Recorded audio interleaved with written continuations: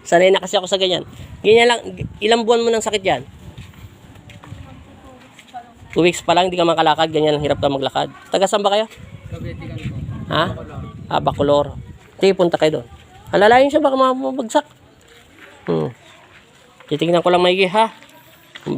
Ganyan ang lakad mo, sana mamaya, pumantay na agad lakad mo.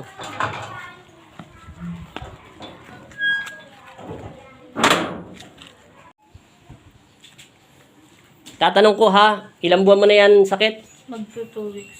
2 weeks na. Ang mabigat sa'yo, paa mo, Tsaka kamay po. hindi mo maangat.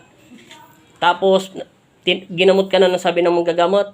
Paggabi po, ay, nakulam daw po. Nakulam ka na manggagamot. Tapos, ano pa yung isa niya sinabi? Duwende daw po. Duwende. Paggabi, anong sabi mo? Paggabi po, matake. Matake. Sige, titingnan natin lahat ha. Manalig at mananalangin. Hindi ka na mag-model. Ngayon, umingiti ka na. Kanina mukhang hindi ka mapangiti. Di ba sabi sa'yo dyan kanina nakaupo? Sana kinukulam ka na lang. Para tapos na tayo. Kaysa hula-hula. At least, maraming salamat pa rin doon sa manggagamot mo. Natotoo naman na sinabi niya. Siguro wala siyang experience sa mga pagkukulam. Yun lang. Salamat po. Picture na lang tayo. Ha? Okay na. Opo. Sinabi ko na sa'yo dapat mong gawin ha. Yung damit ha. Wala na. Hindi ka na pinapublic ng Diyos. Huwag kang mag-alala. Hindi mo na madam. Dinilata mo nga ako ng mata mo eh. Dinidilata mo ako eh. Tapos sabi mo, nakagasya ka sa garapon.